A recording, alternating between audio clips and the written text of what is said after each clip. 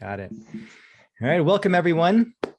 Thank you all for joining this year's New England Youth Retreat virtual event. And we're going to go around right now and just introduce everyone for the section on the male guide to overcoming rejection. So my name is Tom Albrecht. I'm from Dayton, Ohio. Shane? I am from Dayton, Ohio as well.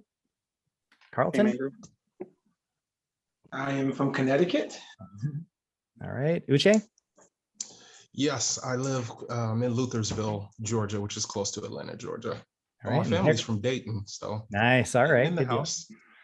All right. And Harrison? Hello, everyone. I'm from Costa Rica. I live actually here Good deal. in Costa Rica. So greeting for you all the way from Costa Rica.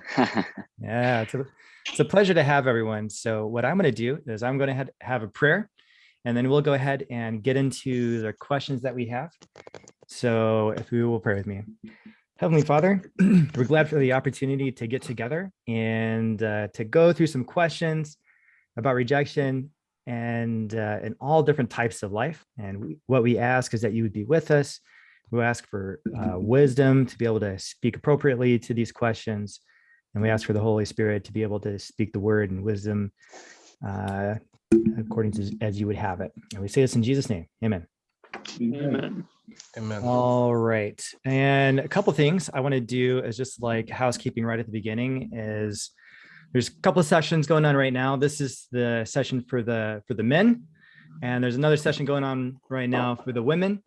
And everything is being recorded to be able to catch up on later.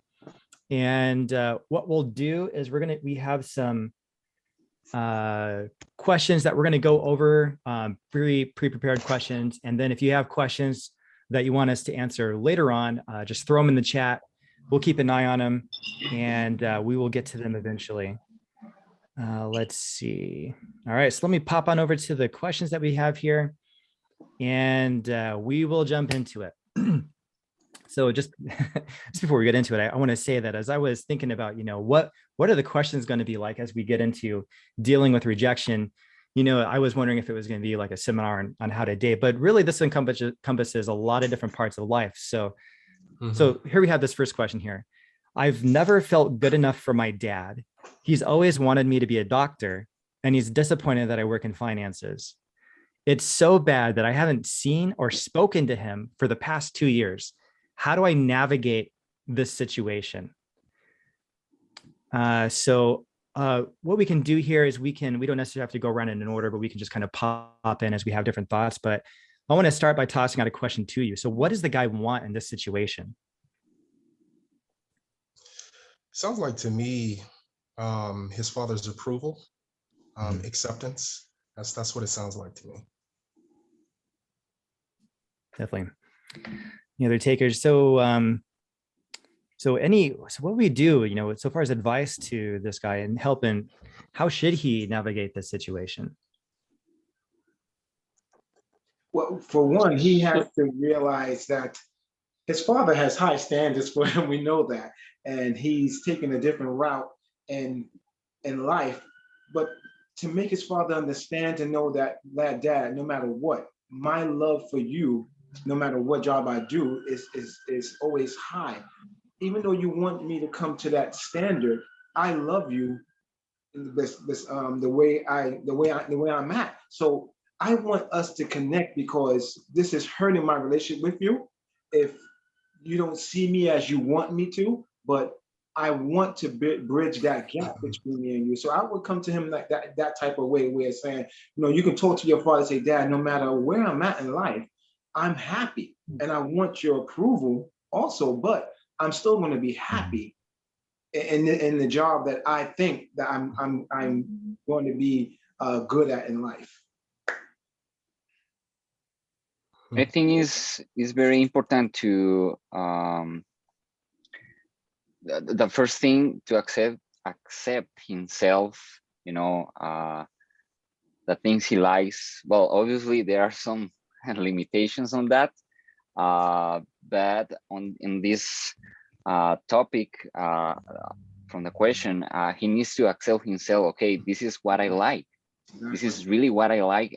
I cannot live doing what my dad wants for my life. So I need to accept myself, and then doing the next step, that is the one that Carlton is sharing with us. Yeah, and that was going to be one of the first things that I mentioned. I think before speaking to his father, he would need to definitely make peace first with himself. Is he at peace with his decision? And I think that's important because, in Matthew 7:5, Jesus brings out this principle about when you're able to he talks about the beam being in your eye, remove the beam out of your eye. And then he said, then you shall see clearly to be able to see something in somebody else. And the principle, not that this is an apples to apple, but the principle there is deal with yourself first so that you're able to clearly see then when you want to begin dealing with somebody else. And so I think in him being able to make peace with that, I think that's an important thing. And I would say a part of that is, there have been different studies that show that who our fathers are affect our perception of who God is. Yes. And so if our fathers are unaccepting and don't accept us, sometimes we'll translate that and view that God is the same way. And so in dealing with oneself first, that's definitely something I would say he should take a look at, because that's going to be a part of the healing process for assisting him. More I could say on that, but the last thing I'll say, something that could be extremely helpful, and Carlton began to touch on this. There was a book that we had to read for my class when I was studying to become a master certified health coach. And one of the books that we had to read was on communication, written by a man named Marshall Rosenberg. And he used to broker discussions and conflict between the Palestinians and Israel and amongst other different people. And he has this book called Nonviolent Communication. And if interested, I could put a link to it in the chat if somebody's interested. But I'll say this last part really quick. It gives a 4-step process for communicating with somebody so as not to build up the person's defenses to where they can't even hear you. Because sometimes the way that we communicate in such a way is that we have a genuine concern, but the way that we communicated it to the person, it shuts them down and they can't even hear what we're saying. But just really quick, the first step is observation, just simply stating to the person what you see without stating any judgment in that. The second was to state how you felt about what you observed. The third was to state what it is that you need. And the fourth was to make a request of that individual. So for this person who put in the question, they could say something like, Dad, I noticed that you were disappointed when I didn't become a doctor, right? And then you say, I feel saddened, or I feel hurt, or whatever that feeling is when you felt that way. I need to feel that that you love me, that I am validated by you. And I'm requesting that if we can put this behind us, because it seems like in this question, it hasn't been put behind them. I'm requesting that if we could put this behind us, and that you would trust me as a man that I can go to God and have him tell me what he wants me to do in life, and for me to be able to live with the consequences of the decisions that I make. But it's a 4-step process. It's really good. Marshall Rosenberg, nonviolent communication, could be helpful when you are talking to your father. That's good. So have you guys seen this exact situation in life? I feel like I've seen this among friends, whether it's, I think of a friend growing up where both his parents were doctors, right? Asian family to boot. And so like the family pressure was quite strong. And, I think from the father's perspective, how it seems, and a lot of these, these questions here are like, based off of, one person's perceptions off of what is actually happening in the event. So, we're getting it from one side or whatever, but it seems like as the father is interacting, whatever it is that he wants, whether it's, the control of the family or the prestige from, what your kids do or whatever it is like that. How do you, and this is going to go a bit broader than this specific situation, but how do you deal with a family member who's trying to get what they want through trying to manipulate the situation? There's a lot of different types of situations in life where someone's trying to manipulate the situation. And it's hard when it comes from family. So for me, I am Indian, and like that was something my parents definitely told me growing up. Hey, you should be a doctor. But that didn't actually play out. I fix computers. But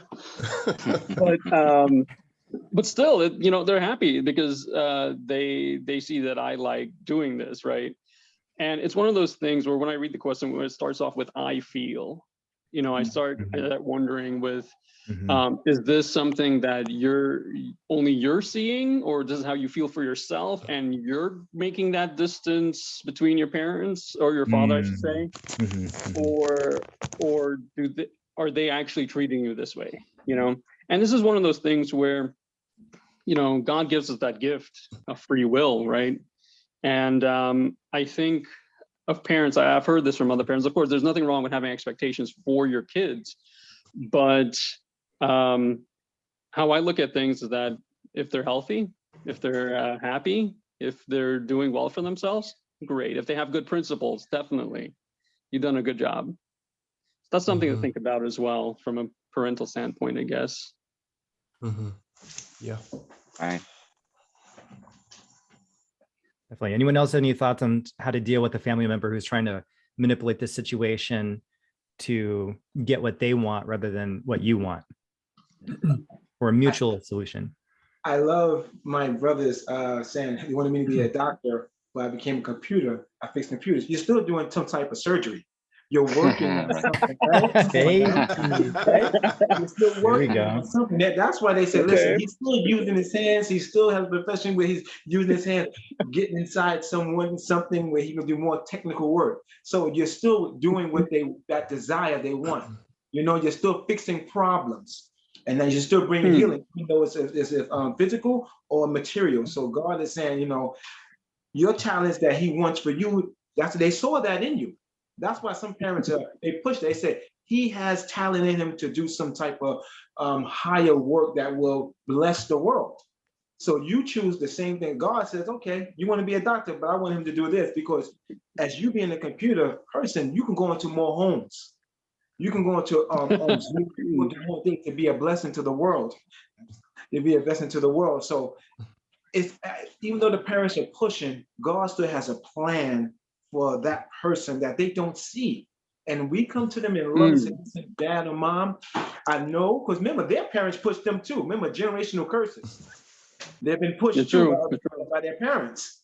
So they're just doing the same thing. Some people don't know how to get out of the situations. So here we are in the same atmosphere. You got to be this, you have to be this. And that's pressure on the person. But we got to say, listen, I've been praying about this. I love you, but I'm going this way. I'm telling you, I will still be doing the same thing you want, but not in the way you think I'm going to do it. Right. And I think Herb in the chat was kind of saying like one of the first things to understand, what the grandfather-father relationship was. But I think another thing to be aware of it was like there's different types of cultures where we come from, like the American culture is like a very individualistic culture, but there's also cultures, whether Asian or African or whatever, where it's very like family communal. And so like it's not just about the individual, but it's sort of like the social perspectives and things like that. And so just more things to keep in mind so far as like the individual dynamics of a situation. Vijay, did you have something? No. I was just agreeing. Yeah, I was just agreeing. Great. Another thing, sort of a related one, and I think boundaries is something that will come up in a lot of these questions, but how do you interact with a family member who doesn't respect the personal boundaries? Let's say this guy goes and does have a conversation with his dad, and he's like, Dad, this is really what I want. This is the relationship that I want to have. And I want you to be content. I don't want you to always be talking down to me or whatever the situation is. And the dad's like, okay. And the next time you see him again at like Christmas, he's like, so when you going to med school? So how do you handle a situation like that, right? Mm. You have to like lovingly stand your ground, right? Be like, Dad, we already had this conversation. I love you. I'm here for you at Christmas. So let's enjoy each other's company and let's not talk about work. Yeah. Yeah, I would say there are different type of situations. So you'll have the type of situation that Shane just spoke to, and then you'll have individuals. It's like every single time you see them, like they are bringing it up, Running you and down. exactly. And I would say in those type of situations, if you have sought to pray about a situation, you sought to be de-escalating in the way that you have spoken with them, and they're not respecting those boundaries that you're trying to put up.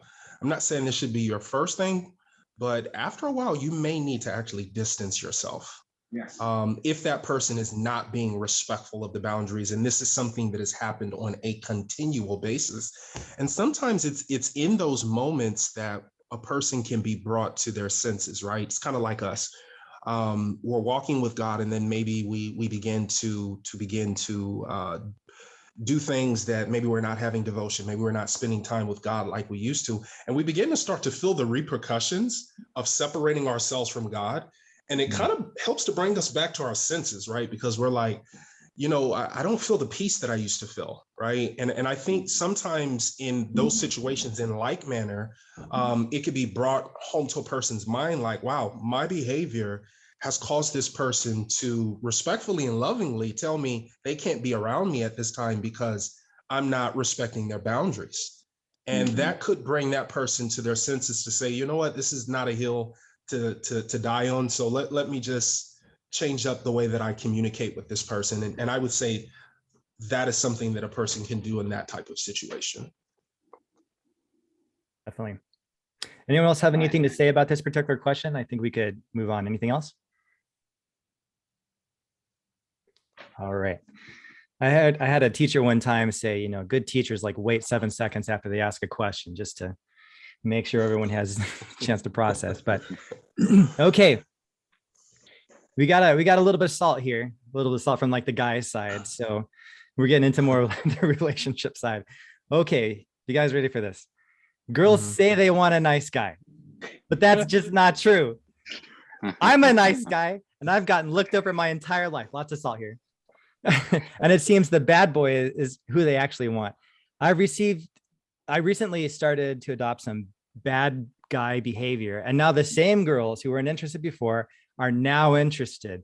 So how do I stay true to myself and also still attract the right girl? So what does the guy want in this situation? He needs to figure out what he wants first. No, I think in this situation, everybody wants to be liked, right? Everybody wants to be wanted. You don't want to be the oddball out. And I would say in this situation that's what it seems like. Not only in this, but even in friendships, right? That happens. If you're the guy who's always sitting at the table by yourself while everybody else has a group of people they're sitting with, everybody wants to feel wanted, to feel like they belong. And I would say that's probably a piece of what I see in this question here. We all like to be liked. Shane?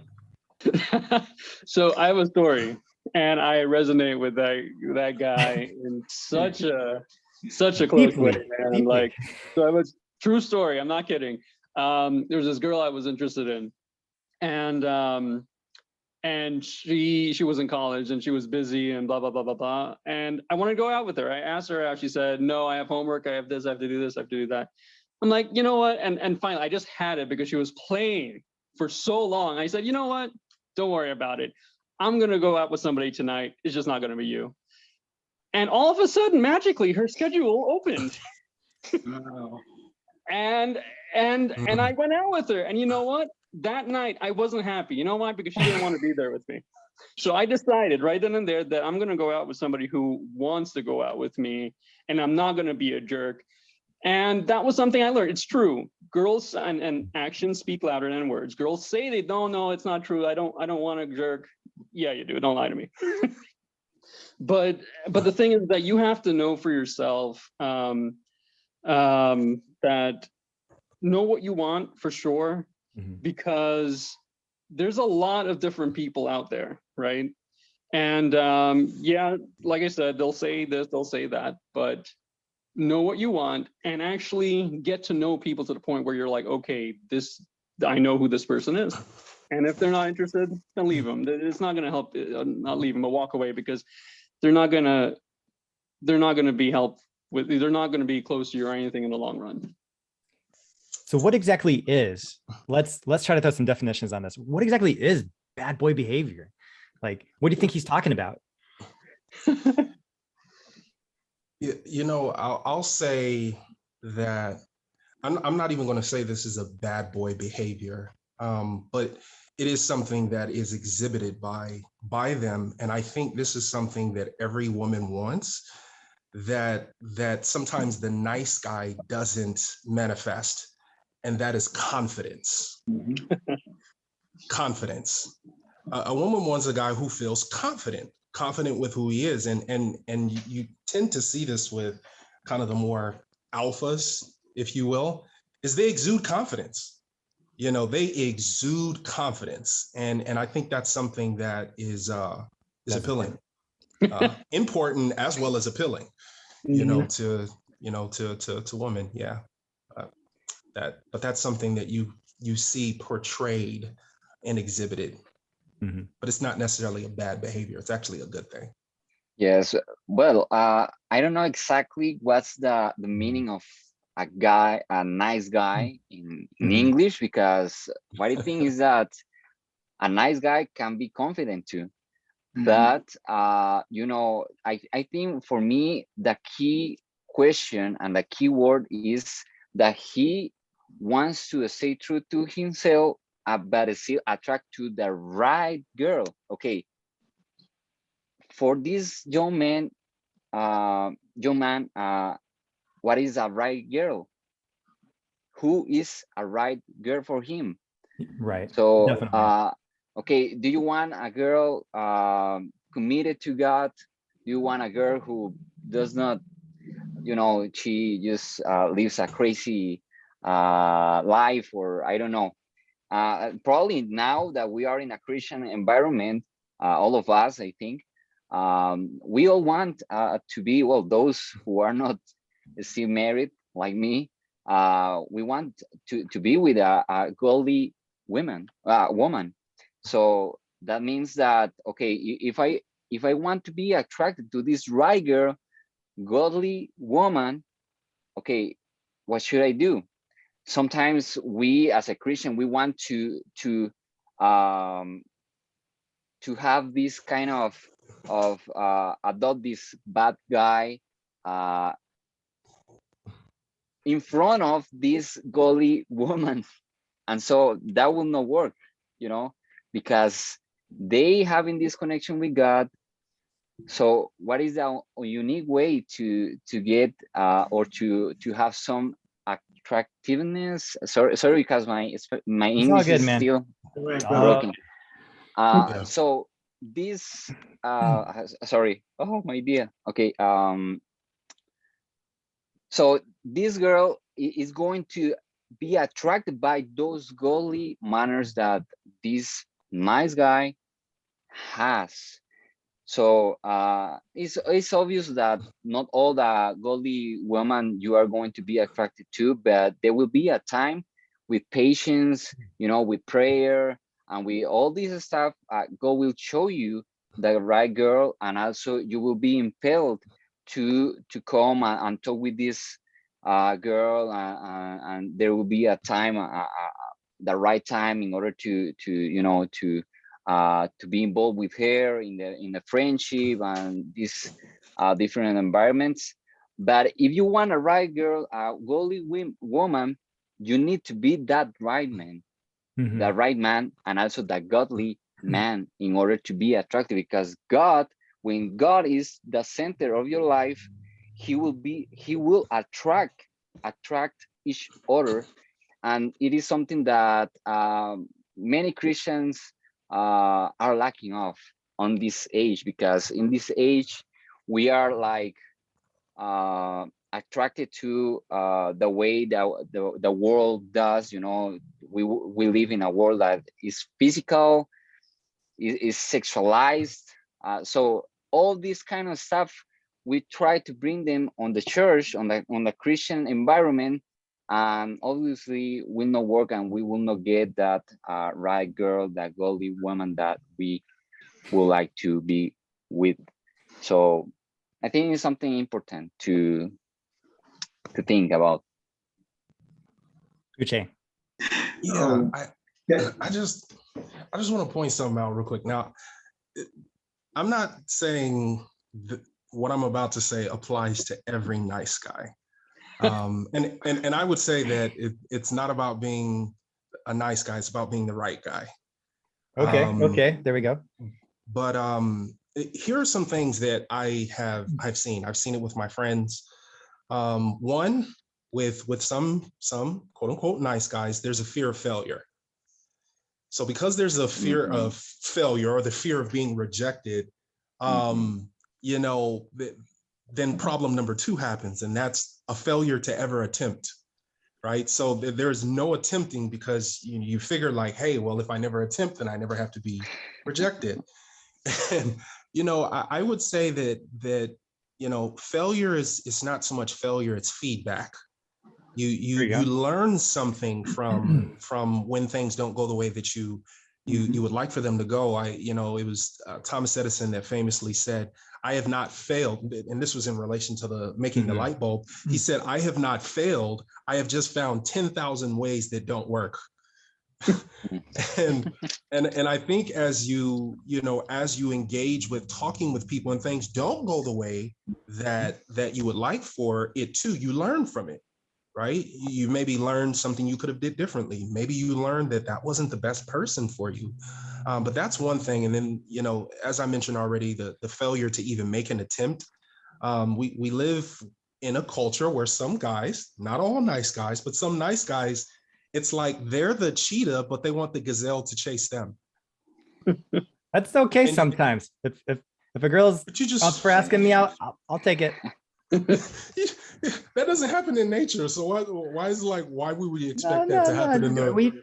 It's not a thus saith the Lord, man. We got Ruth as an example. So if it happens, it's all good. But no, I'm not saying it's bad. Let's go to, we gotta start transitioning to the next question. So maybe Uche, finish up your thought. We'll go to Carlton and then we'll scroll on, but Uche and then to Carlton. Yeah, just last thing I'll say, and this is just to what Harrison was speaking to. You got to have a picture of what you're looking for in a woman, and once you have that, stick with it, and don't lower your standards just because you're not finding it, because ultimately at the end of the day, God has somebody for you, and if he has a person for you, if you haven't found them yet, he'll bring them in the right time. Sometimes when we don't get things in the time that we want it, like Abraham and Sarah, we become desperate, and that's how Hagar came into the picture.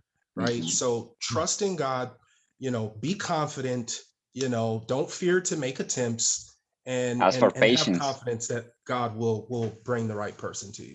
Gotcha. Carlton? You should ask for patience. Wow. Sorry. No, I tell you, this is let's be honest. I like to be honest, but truthful. But women like bad guys because they are turned on by that person. That excites them, even in the church. Yeah. You know, they like a man with swagger, as they say today. They just don't want to just go for the guy sitting in the corner all the time reading his Bible. They want to be drawn to some type of spice and some type of man. Right. Shane, I'm gonna have to see your swagger later. Okay, you're gonna show me your swagger. Can I add something real quick? Even in the church, they want that. That's why they like the powerful speakers. My brother get up there and speak. Yeah. So it's like the Christian version of like marrying the high school quarterback. Yeah, exactly. It's true, and that's what they're drawn to. So the guy who sits in his corner, unless you know they like, he's nice, but this brother over here preaches like Dwayne Lemon. He preaches like Randy Skeet. That's more exciting. And now the quiet guy got to say, you know what? Let me try to be a little bit more bass when next time I'm out there. And it's uncomfortable for you because you're naturally not like that. And then you know what? You come out of character and you're not living the life I asked you to be. Why I have to change for this girl? When God already given me a demeanor that I'm just like him. And when I'm just like him, he will match my demeanor with that person's demeanor. Yeah. And then too, we have some questions coming in that are, you know, more relationships. So we'll circle back around to this, but I think, you know, God has a mission and a story for each one of us. And as we pursue that, you know, with confidence in the Lord's leading, then, you know, God will bring us a partner to pursue that and that. And, you know, we have different personalities. Some people are more outgoing and some people are shyer. Yes. And, you know, that's something to keep in mind too. But I think if we go out there to make friends, always shooting for, I'm not talking about friend zone stuff. You know, we can get into that later if we want to, but, ultimately, I mean, if you're always trying to hit your home run, you know, you're gonna strike out quite a bit, you know. Although I'm not telling you to get on base though. So let's move on before this metaphor falls apart. So, all right, we're going to question number 3. Okay, so we're shifting over to away from relationships to like a work type of question now. I've been at my job for a year now, and they still have not given me the promotion that they promised, even though everyone knows the value I bring to the company. I'm at the verge of giving them an ultimatum, but I also need the job to provide for my family. What would you do in this situation? So what does this guy want? He wants to move up. He wants to move up. He see everybody else passing him. Exactly. He's been there for a long time. He said, listen, my work performance is telling me I'm worthy of that position. I've been here for a long time. Look at my work. Look at me. I'm achieving everything, but you're overlooking me. So the rejection in that area is saying like, what can I do? Now, where he has to go into the boss office, and I know he's been going all the time, and I've been overlooked, but should he go in there and bust down, I demand this? I believe we have to pray and fast in this situation as your work performance speaks for itself. Like Joseph, God elevated him in certain situations. So, you know, it's the same thing with the job. I can go in there rough, or I can go in there with prayer. And I'm hoping that, let's be honest, that happened to me before on my job. I felt like I've been there for a long time and I've been overlooked. I don't say the race card and like that. I believe in timing. So I said, you know what? I said, God, I guess it's not my time. That's the way I dealt with it. Instead of getting angry, I said, when you elevate me, I'll be ready for that time. Yeah. Yeah, another thing I would add to that, you know, Psalm 75 verses 6 and 7 says, promotion cometh neither from the east nor the west, but from the Lord. Come on. And so I would say there could be two possibilities of why this promotion may not be coming. One reason may be, to what my brother Carlton was just talking about, it may not be the time. God promised David that he was going to be king. It was like 13 years before he became king. God gave Joseph a dream that his brothers would one day bow to him. It took over a decade before that ever happened. So when it's God's time to promote, he will put a person into the position that he wants them. And I don't think it's when it's something that's coming from the Lord, it's not like something that we have to like try to, you know, wrestle to make happen. It will happen when it's coming from him. So that's one. The other instance is sometimes, as in the case with Elijah, the Lord was providing for Elijah at the brook Kidron.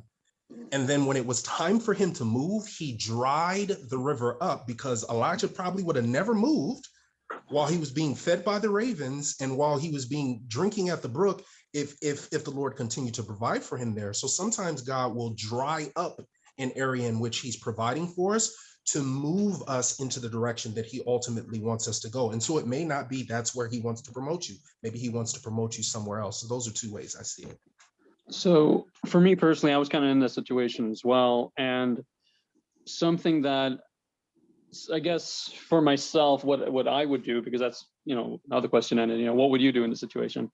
First, go talk to your boss, find out what's going on. Maybe there could be a reason why, you know. And the second thing is, you know, if after you speak to your boss and they're just not interested in any kind of promotion or or any other extra responsibilities or whatever it is that you want. Get the experience you need and find somewhere where you're more appreciated. Mm-hmm. Harrison, It's true. any thoughts?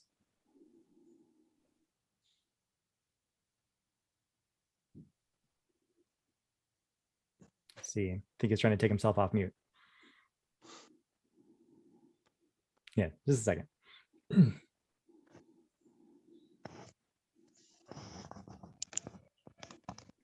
It's okay. So I feel like, and while he's figuring that out, I feel like I've seen this specific thing several times before. Someone comes in to, I work for a company. I'm not going to say what it is, but I've seen it before where a young person comes into the company and the executive says, you know what, I'm going to help you progress your career. And then it just like waits and waits and waits. And I think the struggle with that, okay, Harrison's back. I'll finish the thought and then we can transition to you. Is it feels very like out of your control, because in a sense, you're sort of like tying your car to someone else's horse.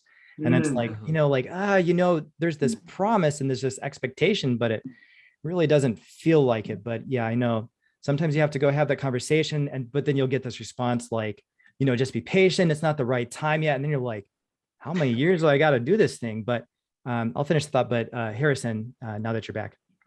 Yes, well, there are a lot of sides or perspectives, you can take from this kind of situation. And even for each one of these questions that we already have, the first thing, and I am more linked to what Shane said about talking with your boss. Communication is so important, and so there are many things that you can gain on or just keeping or wanting to leave. But keeping, you will have, you will gain patience with prayer. God knows if he wants you there, is not the time to keep there. Or if he wants you to move, he will put in your heart, or he will put in your mind the necessity or how can I say this? You will feel impelled to leave that job, because you will see how God opens the door in other places. So it's everything about communication and also prayer. Having this communication with God, He will put in your heart the right thing to decide, But I'm more linked to what Shane said. Can I just add Sure. You give your thought and then I'll like reframe the question. Yeah, just 15 seconds probably. I think the other thing I would add just really quick is, I think in that communicating, I think it's good when you first go to a company, if you're trying to grow with the company, is to ask them what is required for a person to grow in this company, right? Because it's kind of hard to meet a standard if you don't even know what the standard is, right? So I think that could be a reasonable question. And then number two is it even possible to grow in this company? Because if it's not possible to grow in this company, maybe I'm sitting at a company for the last 4 or 5 years and there was never an opportunity for me to grow in this company, but I never asked. But that's something I wanted to add. Yeah, definitely. I've Right. experienced that with the position, and change is hard. Change is hard to do. It's hard for me. And, I stayed in a role a few years past the expiration date, and eventually then I made a switch, and it was a good thing that I did it. But I want to go back to the idea of agency, like when a situation feels out of your control, what can you do to establish, at least some sense of control? And there's a few things that I wanted to bring up, and then I want to hear your thoughts on what can someone do in this situation to regain control. But you can develop other relationships within the company that might lead to other opportunities, go out to lunch with some other leaders, explore, because if it's this one leader that you feel sort of stuck with, might be an opportunity to go out there and to get to know some of the other leaders out there. And if you come across well and you're humble and you want to learn, someone else might see that and provide some opportunities later on. And then, at the end of the day, maybe you just gotta, if it's bad and you have just like a super bad leader, it's not worth it sticking around, like work on your resume and put your parachute on. And but you might have to use just the experience, just the work experience as leverage for a new position. Yeah. But then another thing I think you can do is to turn the relationship with that leader into a mentorship. I think it's helpful to say like, okay, I would like to grow.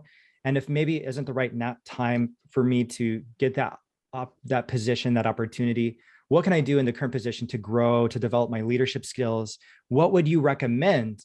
And then so you're giving them an opportunity to help you. If you provide people with an opportunity to help you, a lot of times they take it. And then it gives you the opportunity to test whether that person actually does have your best interest at heart. And ultimately, if you're trying to develop this mentorship relationship and you can see that this person doesn't really have your best at heart, then you can decide if you want to make a change. So what do you guys think would be good for someone to regain control in this situation?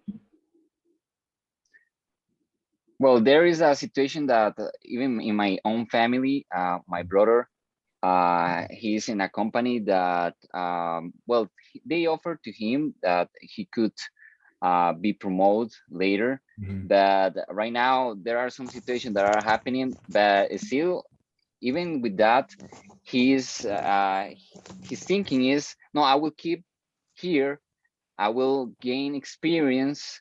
And as I am because he's an engineer inside for Cisco staff, so he goes to different enterprises to install their products. So he has been meeting many people. So in some place he has been praying, okay, God, if you want me to go out this enterprise, just allow me to know when and where. And so he has been very patient, humble, waiting for the moment for that. But at that moment, he has been taking advantage of knowing more people, knowing, gaining experience. And so even when the work he doesn't like at all, that he knows that in someday God will open that door, maybe through those persons or enterprises that he has been visiting.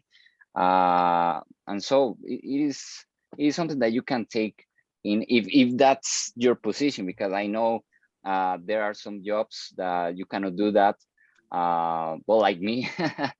Well, in my case, I'm glad where I work with the government of Costa Rica, so I don't feel that the way to live my work. But I don't have, I don't keep in touch with people outside. But anyways, God will open the door. Just humble yourself and keep doing what you know how to do, and gain experience. And when you are ready, God will lead you to a better place. Carlton? Yes, beautiful point. Can we look at the negative side of the person too? Maybe Sure. he's late. Maybe he or she is late all the time. Maybe his work performance is not up to par. Right. Maybe he takes extra time on lunch. Maybe his portfolio, and when he goes to meetings, he's sleeping. He's not enthusiastic about the job. Because any corporation you get into, especially in the business world, you always want to move up. You always want to succeed, to excel, to go up. Maybe he doesn't have that desire, and the CEO says he doesn't want to go, even though I like him. I like him as a person, but his work performance is not up to par. So we have to look at the negative too. Maybe I'm not pulling my weight in the company. So that's why when you think you are doing your job, some of the work is being done. You're being on time some of the times, but he's like, you're not always on time. And you don't bring in the work always on time. And it's half done. So we got to look at both ways. What am I bringing to the table? Because every one of us is our own corporation. We sell ourselves to the corporation when we do the interview. That's what you're selling yourself. He's like, okay, you're good. You're great. Your portfolio is nice, but how would you are you a person that your character? I gotta trust you. Some of the corporations test you to see if you're worthy of the job. It's got same thing the way God tests us every day to see if we're worthy to be in heaven. Amen. Definitely. Any other closing thoughts here? All right. We've got 2 more questions, and then we'll get to audience questions. So this one's a little spicier, and Yeah, really. this one's a little spicier. So we'll see what we got coming in chat here. But here we go. Ever since our newborn came into the picture, my wife has treated me like garbage. She forces me to sleep on the couch, claiming that my snoring keeps her up. Whoa. She's very short with me whenever I try to have a conversation with her. And every time I walk into the nursery room to offer some help, she quickly finds some menial task for me to do to get me to leave. I still love my wife, but all this is really taking a toll on me. How do I go about telling her how I feel? What do you guys think? What does this guy want? He needs to go find some milk. I'm kidding. That's terrible. No, but communication, right? Yes. Communication is so important. I don't know. I can't imagine myself in that situation. I don't know why she would be going through that, but I know that I've heard about, is it PTSD? No. Postpartum depression? Postpartum Yeah, depression. that one. Yeah, after that, it changes a person. I've seen that happen with other people too. I have a friend, and they just had a kid, and she has been struggling a lot. Mhm. And like she wants to change her career. She wants to get out. She wants to change her entire life, just because the hormones are changed or whatever the case may be. But I don't know. That's a hard question for me. That is a very hard one. Yeah, I would say, I mean, just from in my heart, because this is a real question that came from a real person, right? Right. So yeah, it's by no means funny, because there's somebody who's really dealing with this situation, and my heart goes out to that individual. But what I would say is, the first thing I would have told them, it looks like they've already tried, and that is to talk with the person. Now, if you have tried to talk with the individual, one thing you may evaluate is your approach. How have you tried to approach them when you've tried to talk to them? And again, I already put the link in the chat from earlier, but this process of developed by Marshall Rosenberg, a nonviolent communication, again, helps to break down defenses when you're trying to talk to a person. And I'm gonna be honest with you. When I was reading that book, I was like, man, this is the reason why sometimes when I talk to people, they don't always listen, and I thought that I was approaching in a very nice way, not knowing that sometimes certain words that I was using can put a person on the defense. Like in coaching, they teach you, when you're asking somebody a question, don't use the word why. Why didn't you do this? Because it can make the person defensive. And so there's certain things that we may not know, but let's say you have assessed that and you realize that you are taking the best possible approach. Then I would say, based on reading what I'm reading here, it seems like there's some really deeper internal stuff going on with his wife. And Matthew 18:15 through 16 gives a principle. When your brother has offended you, you are to go and talk to that person yourself. But if they refuse to listen to you, it says then bring somebody else into the picture. And the person who I would bring in the picture, if the other party was willing, it sounds like there's some counseling that is needed, not just for the group, but even for the lady individually, because it seems like there's something much deeper going on below the surface from what I can assess in the little bit that I can see. But that's what I would say. Right. Yeah, I think so. And I mean, yeah, Carlton. Like, go ahead, Tom. After you, I go after you, sir. I think like ultimately, a lot of they feel like the simple answer to a lot of these questions is like, go talk to the other person, right? If you're ever locked out of your house, just talk to the door, because communication is key. But if you're having those conversations, like Uche was saying, sometimes we need an outside perspective. And there's people who it's their job to help people through, difficult times. If it is postpartum depression, this isn't the first woman in the world to go through this. And, there's definitely support systems out there for a family. And I feel like reaching out for that, finding out where the resources are, and then, bringing them into your life is important. But Carlton? Yeah, Tom, you said, and everybody said it the same way. Let's be honest. We're dealing with mental health a lot today, which is not being talked about, even with our spouses, and even in the church. You see it. You can tell somebody's going through the hormonal changes, as my brother said. A lot of women go through hormonal changes, and you think they're crazy, but their body is changing. And unless Mhm. you do your research on this, hypothyroidism, hormonal Mhm. replacement balances, fibroids, and all these things that they deal with, women goes through, especially after having a baby, and they become, you know what, this is my life. I carried this for 9 months. This is mine, all mine. And then you're like, wait a minute, I want to be a part of this family. And that rejection that you feel, it's like, how can I do this without making my wife go over the top? Because they can't go over the top in a situation. If you see them already clinging to the child, you don't know if they can do harm to the child by you coming to the picture saying, you know what, I want to be in that child's life. And you go what, and you don't know her mental stability. That's why after that, let's go to counseling. Once you start seeing that signs, let's start going to counseling together, because she's acting like that. Something is wrong. Something is terribly wrong. And you have to say, let me deal with this with kid gloves, because you know why? I might put my child in danger with my wife, because something is wrong with her. So we have to pray about this, and I also have to get counseling at the same time, because you hear too many stories, and we don't need to go into it, about these abuse that's happening amongst us today. So we have to handle this. Say, you know what? This is a dangerous situation, Lord. You got to help me, even though I want to be a part of my child's life. But I see my wife is going through some mental changes. So I need to handle this with professional help, also with the power of prayer. Man.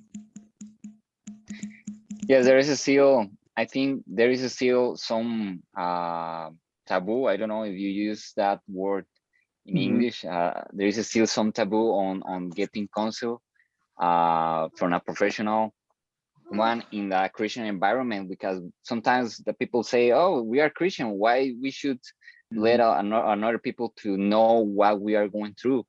But it's very important. It's very important to relate to what you share with us about Matthew. It is important to those who really knows how to get deeper and to help us in a deeper way, be called to help us. So if you are some of those that, oh no, I don't need counseling, just I'm just through the power of prayer and everything will be done. Yes, that's true, that maybe God is asking you to go to the counseling through that prayer. So I would recommend that too. Yeah, and I just put this in the chat. There's one of the speakers who was on yesterday has a Adventist network of Yep. counselors, and her name is Jennifer Jill. I just put the link in Right. in the chat. She has a network of not only counselors but mental health coaches as well. And yeah, abide counseling, and I would say counseling is it's uncomfortable. Let's just be real. Like when you have to open up your life to somebody else, it does not feel comfortable. So and I'm pretty sure the other guys on here who've mentioned it don't want to make it seem like, oh, it's easy, just do it. We understand it's something that's not going to be easy for you or your wife. But the Bible does say in two different places. In one place it says there is safety in a multitude of counselors. And the other text says there is wisdom in a multitude of counselors. And so there is both safety and wisdom in getting counsel, and sometimes having that outside perspective, because it's difficult sometimes to see something when you're in the situation.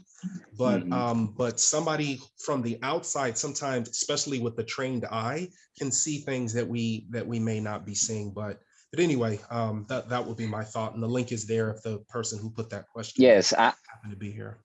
And also something very important is that the counselor is not going to fix your life. The counselor will guide you to get those answers you need, because the counselor will, ask and all this kind of stuff, but he will guide you, and there will be some time where you will say, oh, look at that. I didn't think that was going on right there. This, now I understand where I am right now. So the counselor will not fix your life, but he will help you, or she will help you to accomplish well, that contentment that you need. Definitely. And we're just about moving on to the last question, but any other final thoughts on this one? Yeah, I've made use of the Abide counseling before. Sometimes you just got to get that outside perspective and some help. And hey, I just take the perspective that it's good to know that there's people out there who's this is their job and they can be able to do that in a good way. All right, so here is our last prepared question before we get to questions from the audience, from chat. And okay, I make quite a bit of money. And recently there's been an issue because I can't tell if a girl likes me for me or if they're just seeing dollar signs. How can I tell the difference? Oh boy. What does this guy want? What are we going to say to this brother? So at first, off the bat, I kind of want to say, I hope you're not flaunting it. Yes. I really hope you're not flaunting it where now you don't know what she wants, right? Mm-hmm. So I have a friend, he's a doctor, and before he got married, you would not have known he was a doctor based on what he was driving, how he dressed and stuff like that. And you know, and then like later he got married and everything like that. And it's all about getting to know the person, right? So if you're not flaunting it, then you don't have to worry about that. And, you know, money shouldn't be coming up until much later on in the process. So, you know, be wise with that, with those conversations. Yeah. Good Well point. said, Shane. Well said. Good point. Yeah, truly. Yeah, he just took it right out of my mouth. That's what I was gonna say, because I was gonna be like, I'm like, how are they seeing the dollar signs unless you're wearing them? I don't even driving know how them. they would, or driving them, right? Yeah, I don't even know how they would, you know, how they would see that. But let's say, you know, because I mean, it's not like it's a sin to have a nice vehicle or something. But let's say you do happen to have a nice vehicle, and maybe that's what they maybe take the cue that you have, you know, you have finances from. So what I would say in that situation, there's a principle in Matthew chapter 6 and verse 21. It says, "For where your treasure is, there your heart will be also." So, and of course we know the heart is indicative of the mind, right? So where is a person's mind? Where does it typically tend to dwell? Because whatever it tends to focus in on, it lets you know that's where that person's heart is at, right?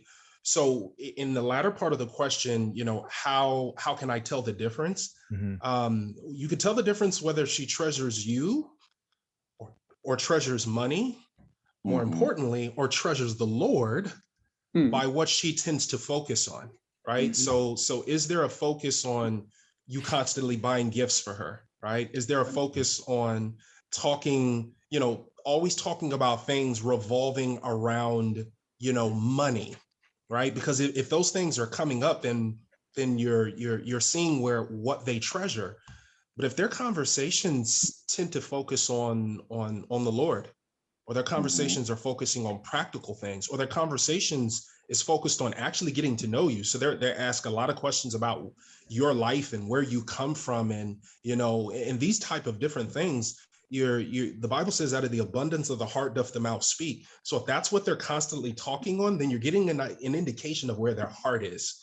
And so that's what I would say, in case maybe it's their vehicle, that, you know, your vehicle that they saw that maybe brought them to that conclusion. And there's nothing wrong with putting them Carlton? to the test sometimes too, also. Putting them to the test to see if they really love you for you or your money. Start doing little things like leaving money out, see what happens. Leaving your car keys out. Will she take the Porsche or the Pathfinder? What you want to take? You know what I mean? Start doing that. Say, okay, I see where you're going. You know, you have a successful ministry. You're not focused on the soul winning. You focus on the bread winning. You know what I mean? I want to open up another camp meeting over here. No, we don't need to do more camp meetings. We did one last year. Let's just save the money. Let's take a vacation. Wait a minute. What happened to our goal here? We had a focus. We had a definite aim. But now you're getting off the aim and getting on the gravy train. You know what I mean? So you see the benefits of following me, but you don't see the heavenly benefits of following Jesus. So it's always good. If you're in the church, they have the same thing. You know, men, we like to look good for Sabbath. And certainly when they see you on Sabbath, they think you may have a lot of money. Some of the suits we buy are not in stores that have Gucci in front of it, but you look like Gucci suits because the way you dress. And then people see you and she go, man, that brother is put together. I'm going after him. I just want to say, got some money. I'm putting money on Carlton showing up to church and dressing. Money. I know, right? Money. Oh man, so it's that's a good question, and I do that too. I when I was out there, I put people to the test. I didn't have a lot of money, but I just want to see, are you in it for the money? Because I like to look a certain way. I would buy clothes and I would put it together, even though it didn't cost a lot of money. But you made yourself look like you was put together, and women would come into you. You dress really nice. Where do you buy it? The first thing they ask you, what type of job you do? What kind of money you make? They don't ask you, you got diabetes, you got cancer, you got COVID. They just ask you how much money do you have? How much how are you gonna make? Is it worth putting my time in you? That's what they really say today. So I would say to the person, man, put it through tests like Jesus put it through tests, and see what the Lord does with that situation. Mm-hmm. So I think there's a couple prerequisites. So I think that if I were to identify the core issue here is trust. Yes. Right. And trust is really the heart of any relationship. You know, how do I know that I want to be with this person and that the relationship will last? Ultimately, it has to be founded on trust, shared values, and then you build on that. And like, I have trust that this person will continue with their trajectory in life. So how do you get to the point where you are able to establish that type of trust in your relationship? One, I think we hit it like the very first thing with Uche, right? You know, you have to have discernment. You know, you have to be able to tell, you know, like if someone, like, what is someone talking about? You know, what are they focusing on? Or is it something that maybe that you're focusing on too much, you know, with the way that the question is asked, you know, because you're worried about it. So, you know, discover first if it's something that you're worried about because it's something that's super important to you, or if it's really something that's super important to the other person. And then if you find someone that you like, but you're just not sure, sometimes things take time. And then it's like discernment over time to see how things play out. Mm-hmm. And, you know, hopefully give enough time and wisdom and that, you know, discernment word again, you'll be able to get to the bottom of things. But, you know, if you find someone that you're willing to, you know, give the benefit of the doubt to at first and, you know, see how it goes. But I mean, this is the point of relationships. You get into them. Relationships are a temporary thing until either you marry them or you don't, and you move on. So this is like a temporary period where you're deciding whether you want to continue or not. And if you find that you spent time with a person and they're not the person to continue with, then you've had a successful relationship. You've successfully not married that person, you know, and that's an okay outcome for a relationship. Yeah, truly. You know, because you're looking for one, you want to be one and done, and you don't want to be like, you know, cycling around for round two because you made a foolish decision the first time. So let's do some wisdom about it. So any other final thoughts before we switch on out of here? Okay, so we've got questions here, and looking through them, I've told people in chat to vote up the questions that you want, and we're heading back to some like relationship-centered stuff, more of like the classical overcoming rejection type of questions. So I'm going to start with what I see as the top, and then maybe group some of the similar questions together if I am able to. So, okay. And this is like a live question for me. So let's say that there's a young woman that you're interested in, and she's already told you that she's not up for a relationship right now, but she's still friendly with you and, you know, engaging you as a friend or whatever, if I'm understanding the question right. So how do you handle a relationship where she said no? Do you cycle back around it again at some point in time, or do you just like take the no, ride with it? How do you keep things as friends in that situation? It almost seems like he's still wondering if there's an opportunity as well Yes. for Yeah. the future. I kind of see that in the question, and what I would say is that it's good to be able to ascertain, is it no, not never, or no, not right now. You know, I would say that's important, because if it's no, not right now, then you know, you kind of know that there's still an opportunity there. But if you don't ask that question and you're still thinking, well, she's talking to me, and so maybe there's an opportunity in the future, it's going to make the fall that much harder when you find out a year or two later that she actually isn't interested. And so that's what I would say, is I would ascertain that. But one thing I will say, and I think this is so hard for guys to do, guys, let's just be honest. If a lady turns us down, it's like we don't know how to be friends after that. Exactly. Yeah. That's just not. We don't. I just want to point out that's not a guy thing. That's a human thing, because that goes both ways. Yeah. Right. Mm-hmm. True, but I true. But I'm talking to my guys right now. I'm talking to my guys. We do have a hard time with that. But I have respect for whoever the young lady is, because she's still talking to him in a friendly manner. Whereas for some people, it gets awkward, and then they just kind of stop talking altogether. So I will say that does show some quality of the young lady, the fact at least that she still wants to be in your life. But anyway, those are some short thoughts there. So I have mixed feelings about that, because she could just be being nice as well, right? Well, I don't want to be in a relationship right now, but there's really no intent to pursue that later on as well.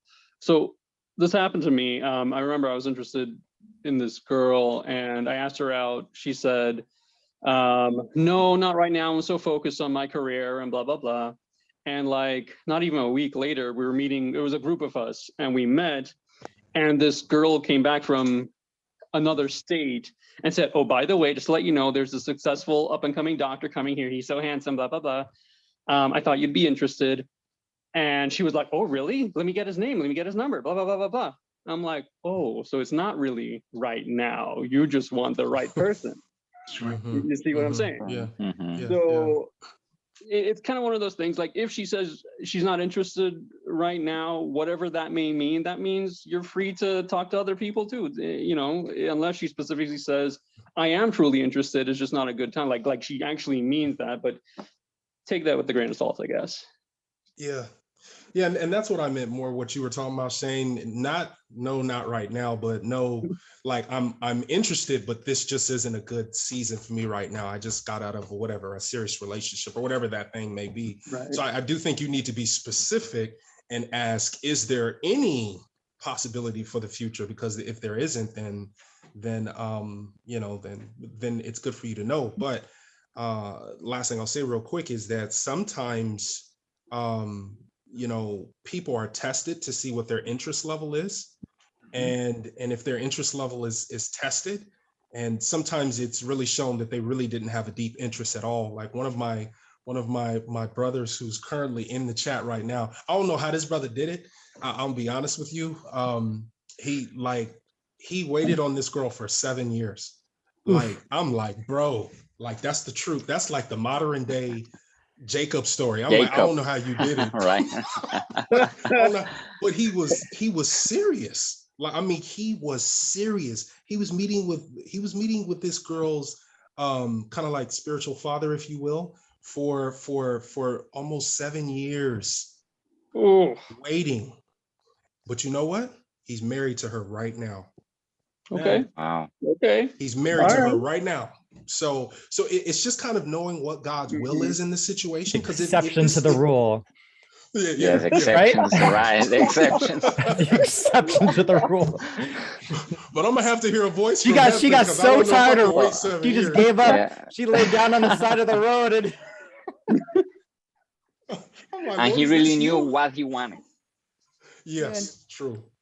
well, Yep. yeah, I got a couple things. Like there was this one girl that I liked above all others. I asked her out 3 times over the course of Earth's history.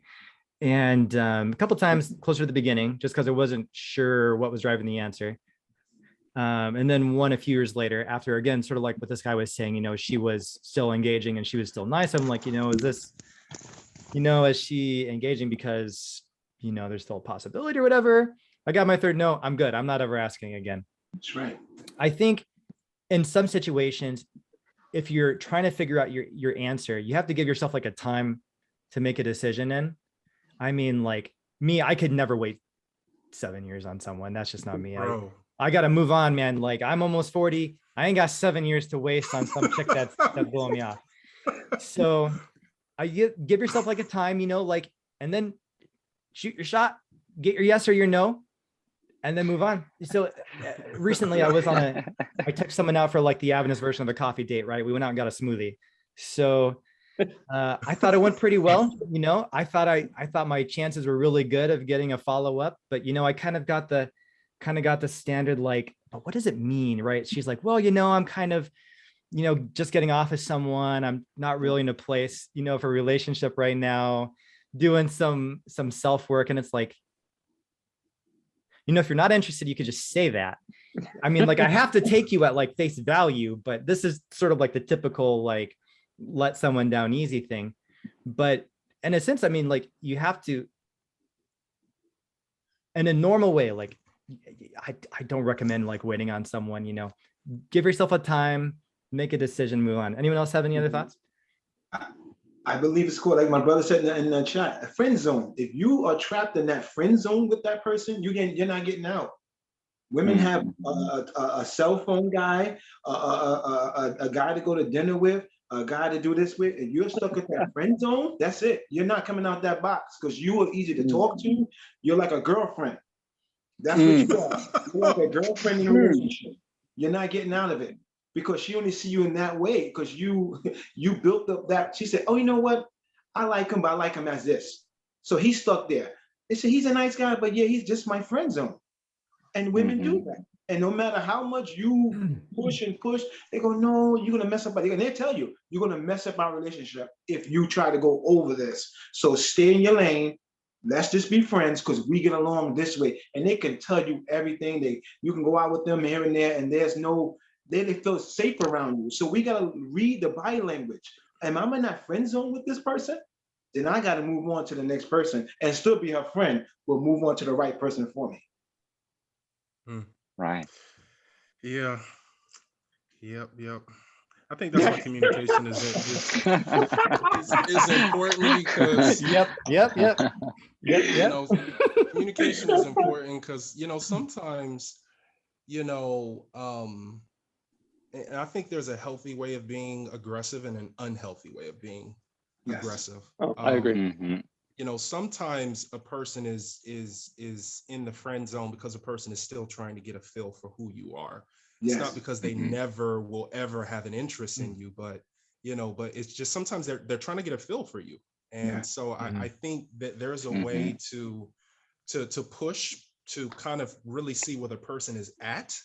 And then it's like once you figure that out, if there are no other cues, then like Tom said, then you keep it moving.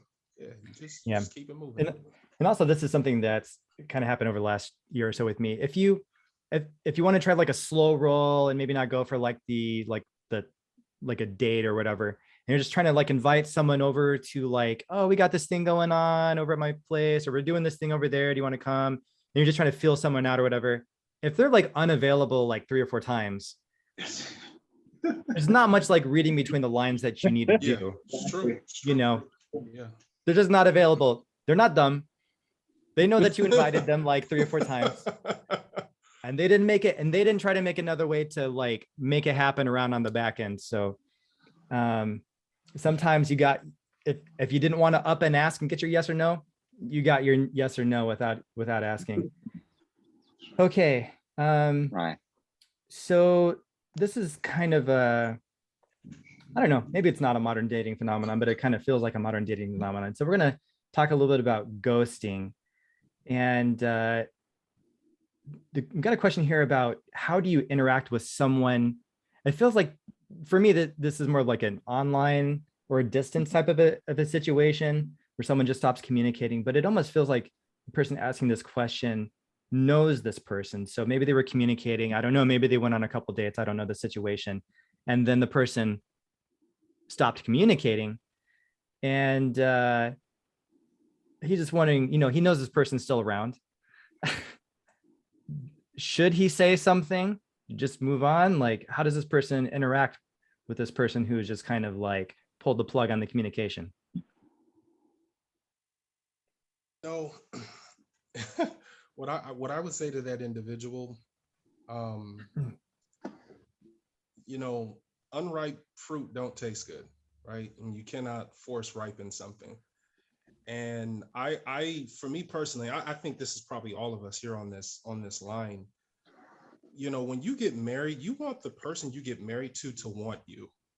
You don't have to feel like you have to twist their arm and do all of this stuff just to get them to like you. Now, obviously, there's a process of a person growing to know you, and there's a love and a liking that's built. I'm not talking about that. But if a person you're trying to reach out to stop reaching out to you, then to me, unless they in the hospital or something, unless they caught COVID, unless they on a missions trip for the next month or something, I probably would move on because it's clear that the person doesn't want to be in your life. And if they don't want to be in your life, then, why would you want to, to be in theirs, on at least on that level? That would be my thought.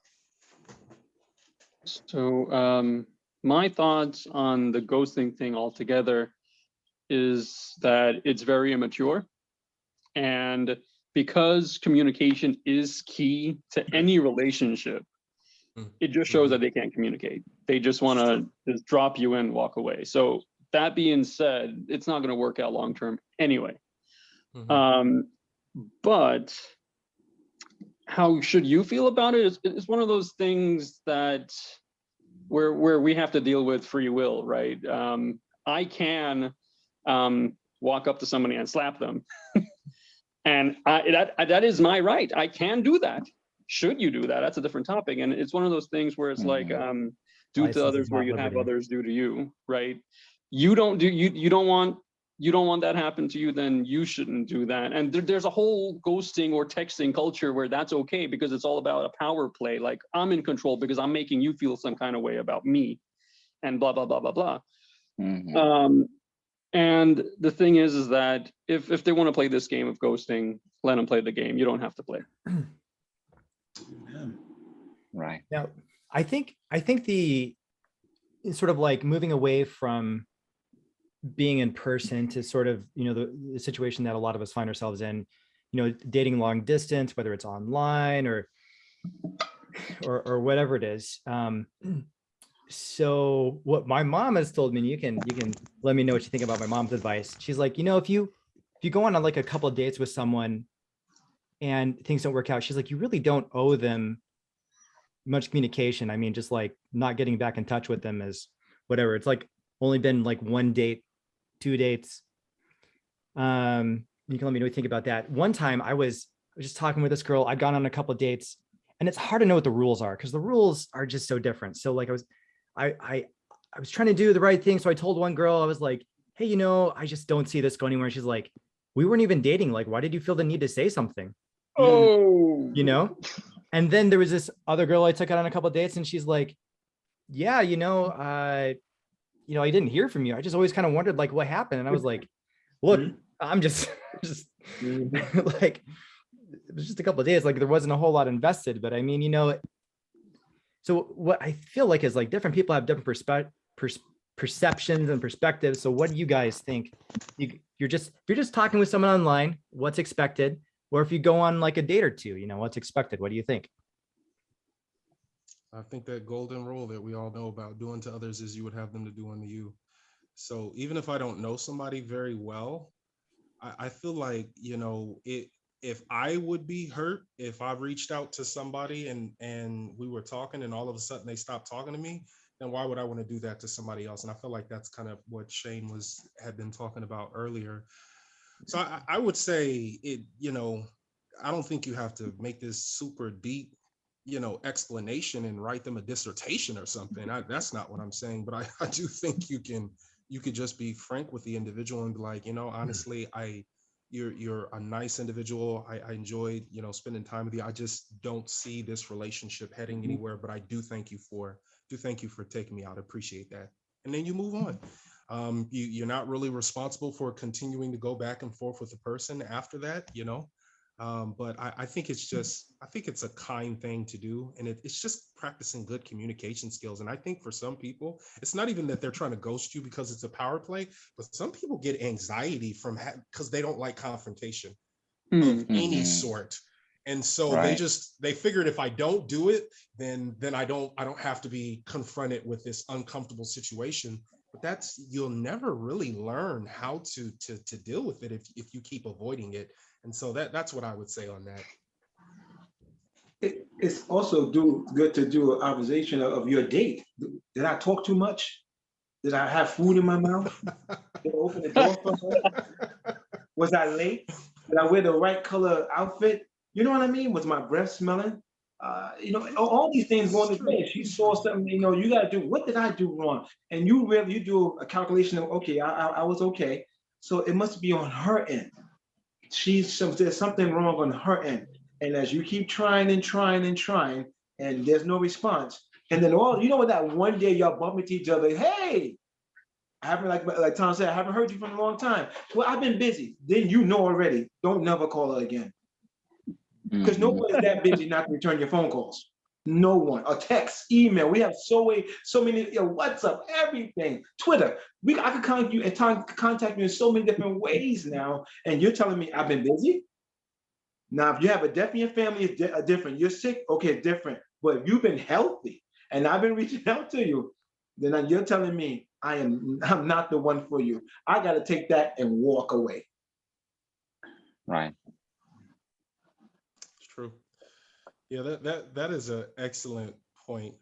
Sometimes in situations when things happen, we always look at it from what the other person did wrong, but sometimes we don't stop and say, okay, what could I have done differently?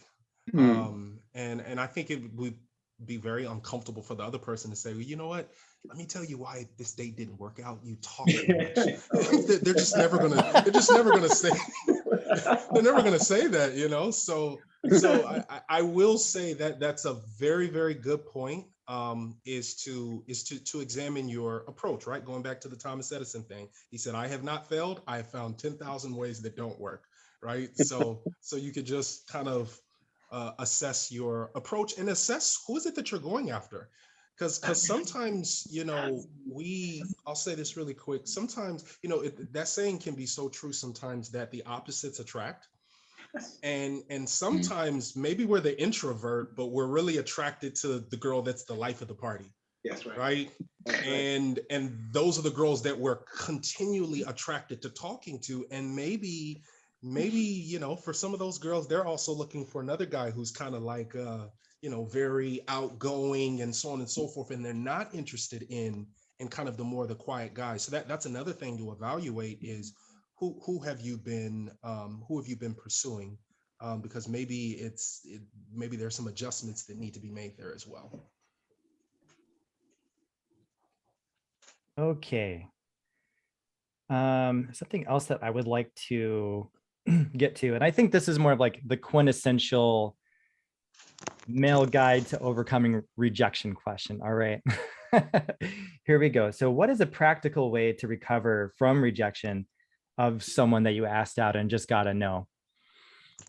Let's say it's someone local, someone that someone goes to your church or whatever, and they're like, no, sorry, I just don't really see it. But you had your heart set on this girl and you're like totally jonesing on her. So like, what do you do? Oh man. Okay, I'll jump into it. Well, it happened to me. It's a nice sister too, man. Nice. You know what I'm saying? When you see that sister in the church, man, you're like, man, we make a nice couple. You told her that, didn't you? You go to every Bible study, every prayer meeting, every crusade. You sit right behind her, on front or on the side, without making any gestures. And then you get the nerve about the Daniel Revelation seminar. And she comes, did you hear that? Was you excited? I said, yeah, I was excited. Can I talk to you about something? You know, I just enjoy the word, but I was also asking about, can me and you go out on a date? No. Okay, that happened. Now I have to deal with this every time, knowing that she gets excited, and I see she gets excited, somebody else gets excited, another brother gets excited. And I said, how am I going to deal with her, seeing her every time? I got to do something, you know, I got to be a man and say, you know what? It hurts because I know her enthusiasm is what I have, and I love that about her. And I want that same enthusiasm, but I see that me and her, it's what else am I lacking that she doesn't see in me? Again, self-evaluation again. You know, okay, when was I too aggressive? Was I too much? Was I saying amen too loud to get her too much to notice me in the church? You know how we do, brother. We go out sometimes. We like, amen. Oh, he's on fire. That's what I'm talking about. Maybe without too much. So I gotta start looking at myself and saying, you know what? All right, if everything was okay with me, then me and her don't match. And I gotta take that as a sign from God. I say, you know what? She said, no, I'm not gonna go back again. I gotta move on. I know it's hard to deal with that because we like the person so much. As the brother, we heard the other question too. If you go on a date and it's obvious you like the person, you see things in yourself, you start visualizing yourself with this person already. We can do this, we can do that. There's so many things we can do together. So once that no hits, I gotta be a man, and I gotta take it like a man and say, you know what? The door is shut on this encounter with this woman. So I think one of my friends out in New York, one time they told me that they were interested in this guy, and and she could picture them together and all these different things. And then she realized that she was castle building because this guy didn't even know that she existed. And I'm like, that's interesting because guys do that too. They see these girls and what I've done is that I've not, like, for myself, I've not given into those feelings or those thoughts until I know that it's a reality or it's possible, and I cut myself off. You know what I mean? It's like, I'm not doing that because then it's just going to lead me to be disappointed later on. So when it comes to talking to women and stuff like that, the best thing she can say is yes when you ask them out. The second best thing that she can say is no, because then great, next, or move on, whatever you want. And then if she starts playing the games, well, I don't know, blah blah blah blah blah. Well, that's a different topic, right? But if she gives you a no, that's the second best thing that she can say. That's right. Amen. Honestly, go Jay. No, go ahead. No, go ahead, Tom. Go ahead. And I think maybe sort of combining this with one of the last questions that we asked, Shane and I actually have something in common. We both took a same girl on a couple of dates at different points in time, and she's still a part of our friend circle, like our real close friend circle. I think it's really rare too. Yeah, might be pretty rare, but I feel like after a little bit of time, sometimes it's going to take a little bit of time for everybody to kind of like settle down or whatever. And so long as like no feelings are hurt. So I mean, like you gotta act well. You can't. I mean, sometimes you're going to have an ex and you just don't want to see him. I got an ex like that. Like see you in heaven. Until we get there, maybe not so much. But most of the time, if it's only a couple of dates, it's just like, okay, it's a good person. It's just not for me. You can recover and things can go well. But I think it's like a maturity. Ultimately, if you're all in the same area together, you just got to just have an understanding whether you have to have a conversation or not. Just like, we're mature adults, hopefully we're mature adults, and we can act in a way that we're not putting each other down, and we can get along with each other. Sometimes if the desire is like too strong on one side or the other, that's going to be difficult. It might just take more time, but it is possible. Just don't burn your bridges on the way out. Carlton? No, that was brother. That was me. I said my point.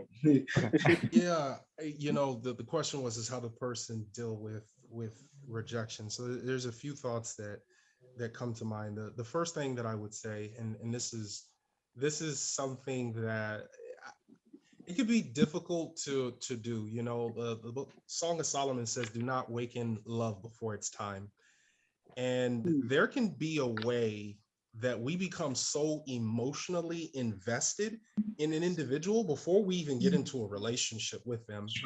And Right. it makes, if they reject us, it makes it magnifies the rejection.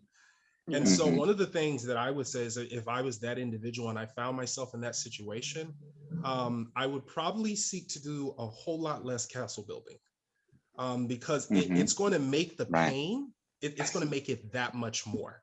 Yes. I'm not saying that you can't think, oh man, what this would be nice. I'm not saying you can't do that, but just do it to a healthy point, because it will hurt that much more the more emotionally invested we become. That's one thing I'll say. The next thing that I would say is, and I think this is less of a struggle for men than it is for women. And what I mean by that is this: women are typically, historically, the ones who are pursued. So for them, they generally are the ones that have to do the waiting for the most part, right? But for guys, we're the ones that are generally, historically, doing the pursuing. And so there's this realization that, like, if I don't listen, if I'm out fishing and I got one on the hook and it seemed like I almost got it and it just happens to get off the hook, guess what? There's like 1,000 more fish in this lake here, and I'm gonna catch one of them. Right? So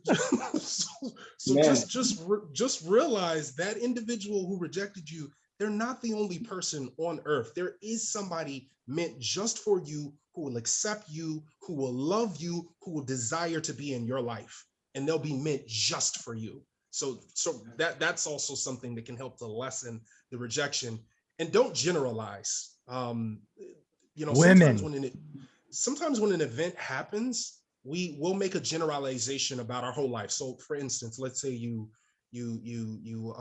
were trying to succeed at something, and let's say you failed. You generalize your whole life and you say, I'm a failure. That's right. Rather than saying, I didn't succeed in this thing, now you generalize it and make it your whole life is a failure. And just because you got rejected by this one woman, don't generalize and say, no woman likes me. Right. So, and then the last thing. Yeah. This is something I've used in my life a lot.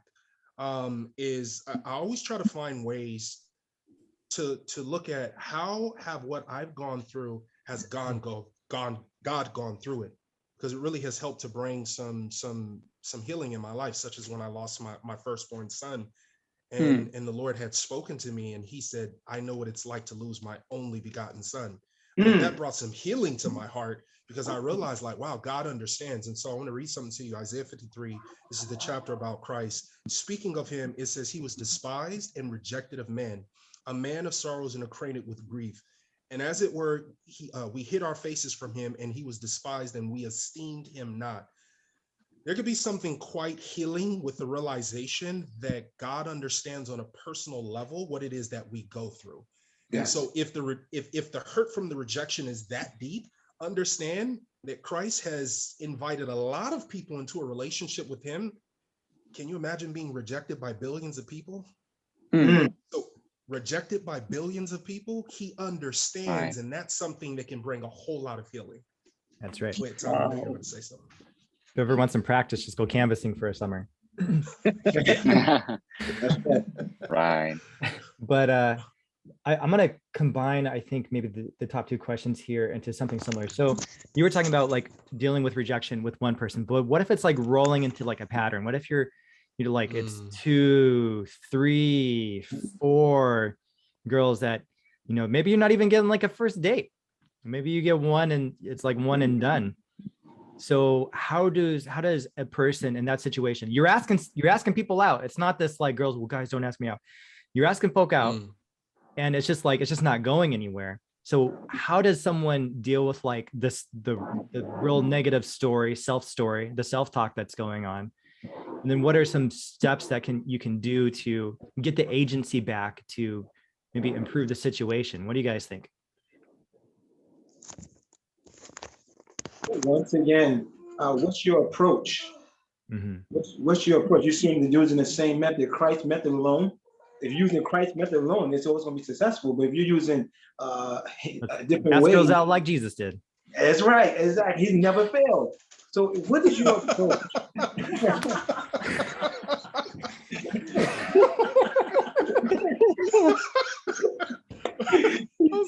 what is your approach?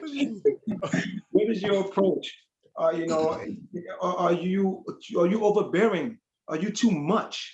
You know, you gotta look at yourself. Maybe you come with too much in the package at the same time. All these women saying, "No, you're creeping me out.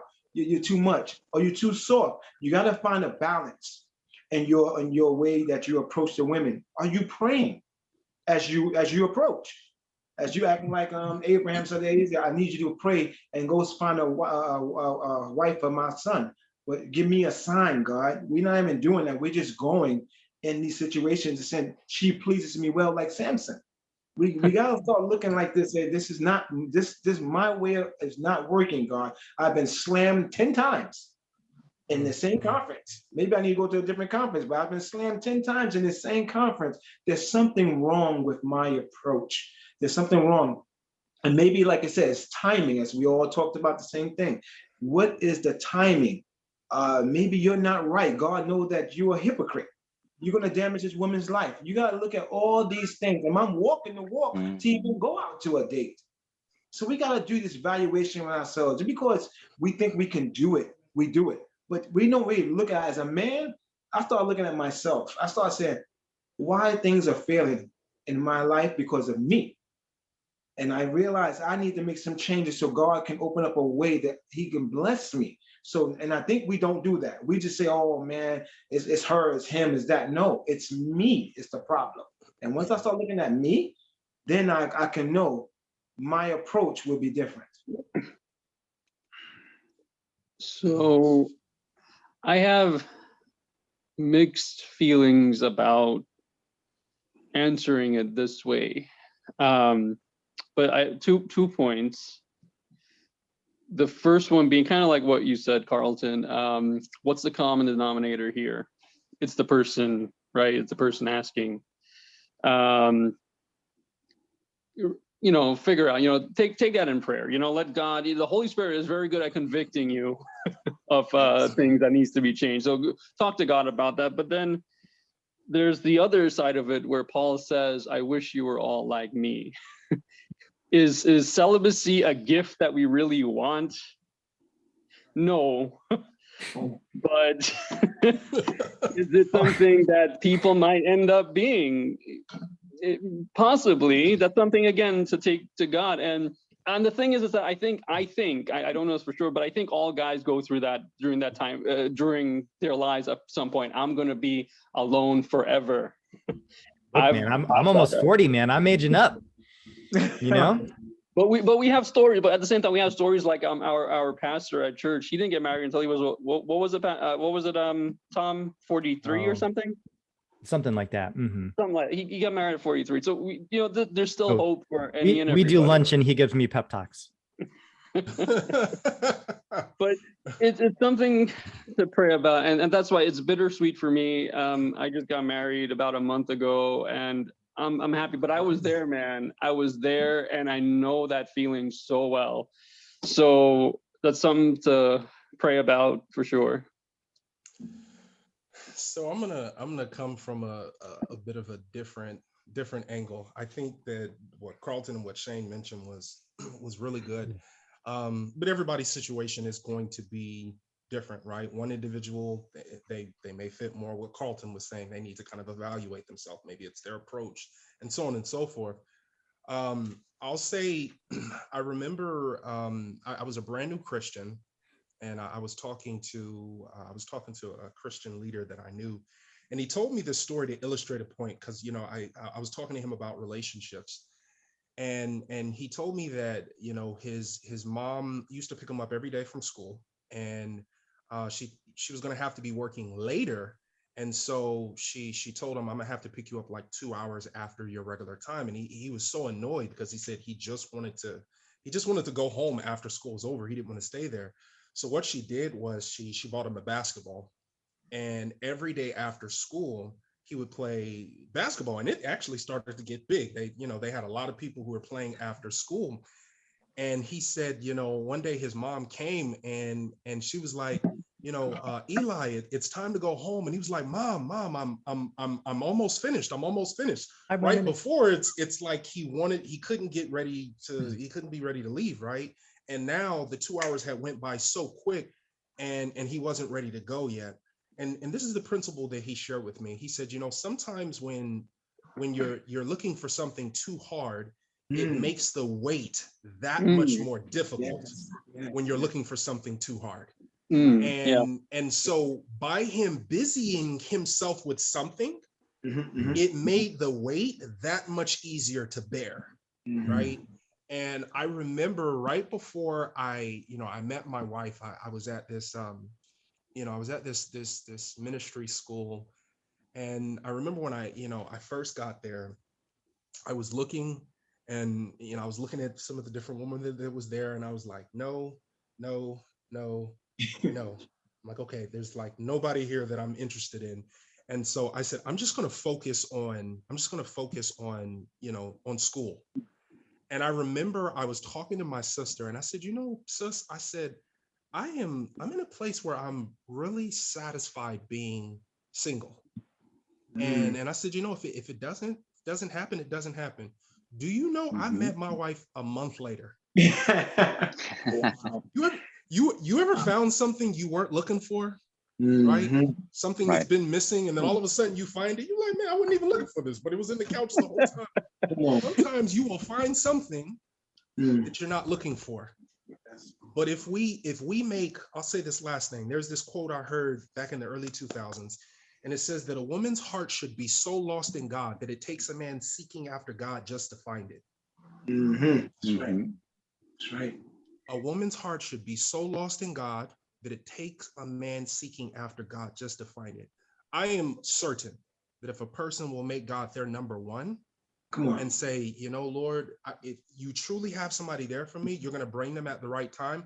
Instead of putting so much energy into this, it's not like I'm not going to put any energy, like I'm going to blind myself and not look to see if there are any opportunities, but I'm going to make you my number one.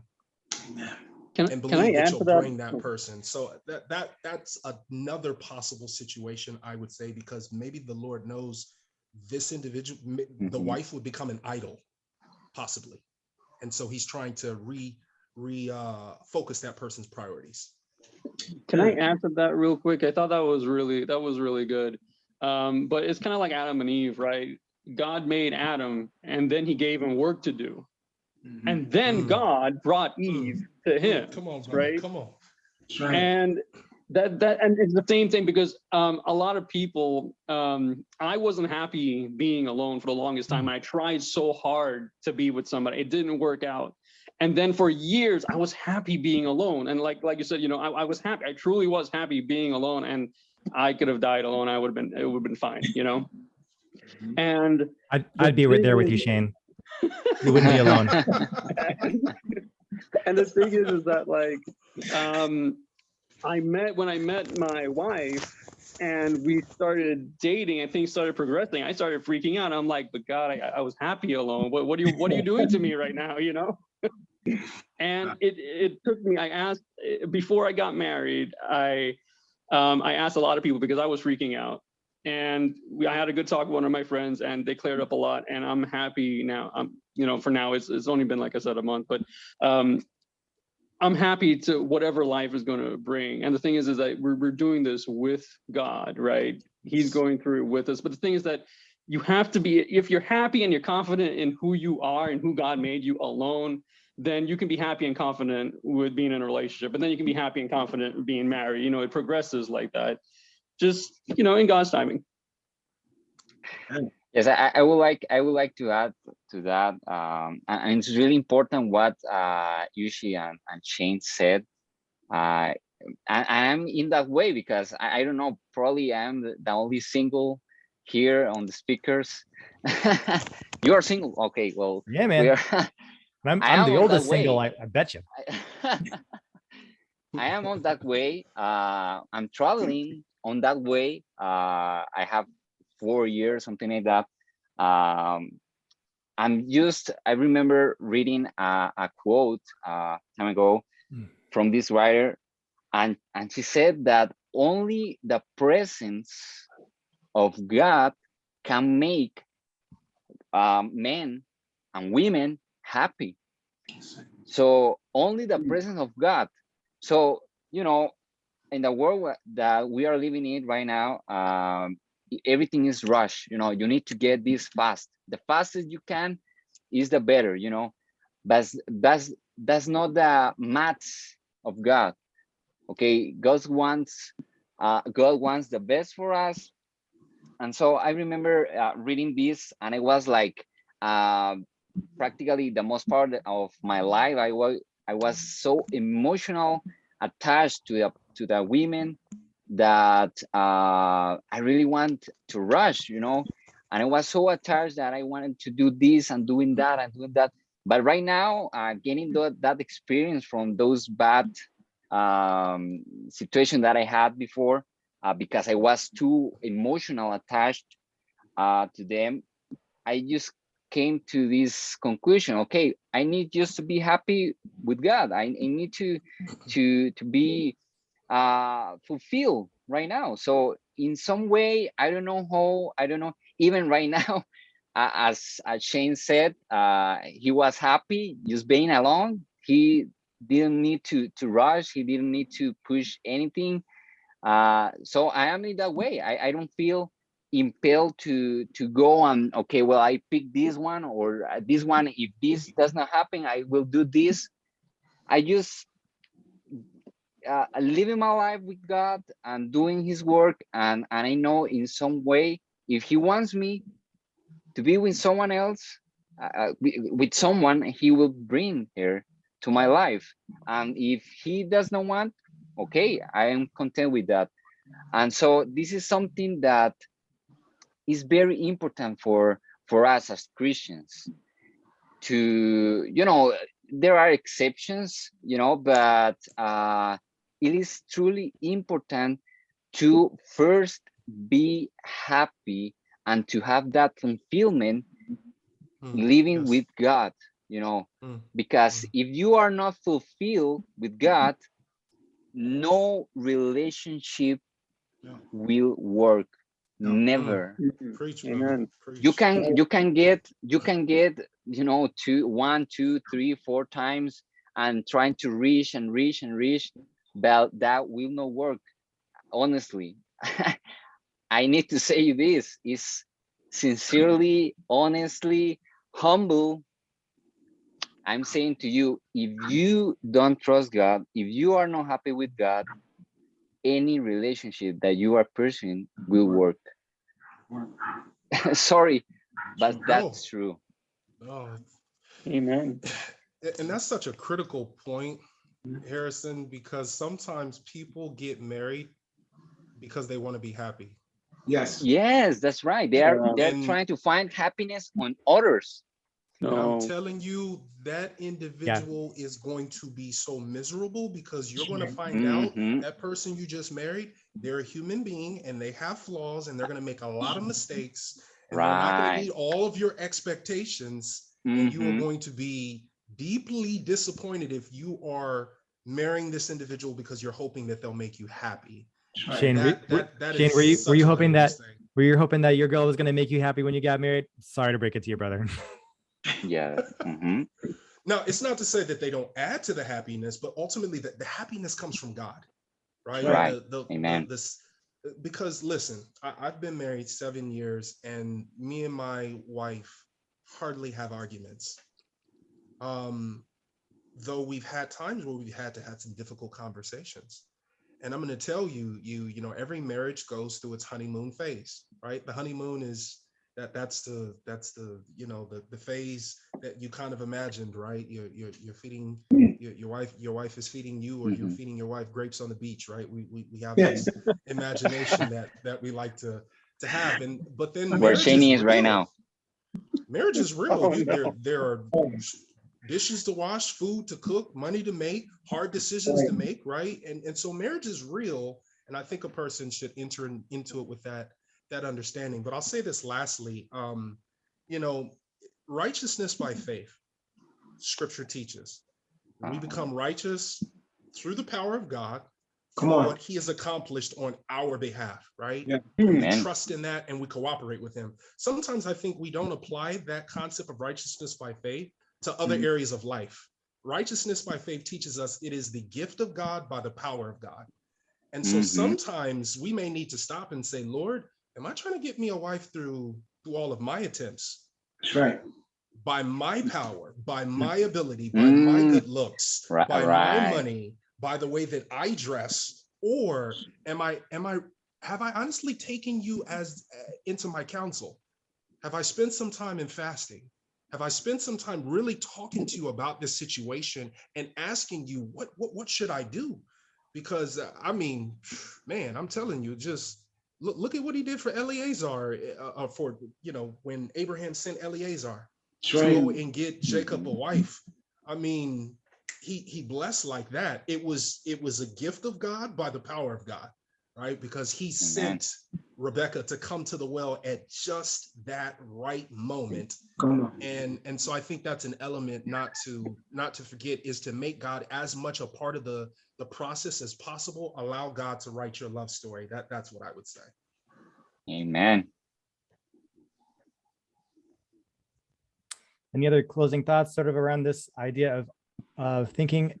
Then I think we will move towards wrapping things up. I think we hit several questions there all together. So any other final thoughts on that? I would just tell you, like Abraham, when he took Isaac up to sacrifice, you have the wood, you have the fire, but where's the lamb? If the lamb is not in the relationship, like everybody is saying, why make a sacrifice? You want to sacrifice your salvation in a woman that may take you to hell, because you're not going to. Because I'll be honest, to close, because that's where I'm at. Right. So I'm at right now. Yeah. In my marriage, I'm on the way to getting a divorce. Yeah. Because I thought I heard the voice, but it wasn't. It was Satan.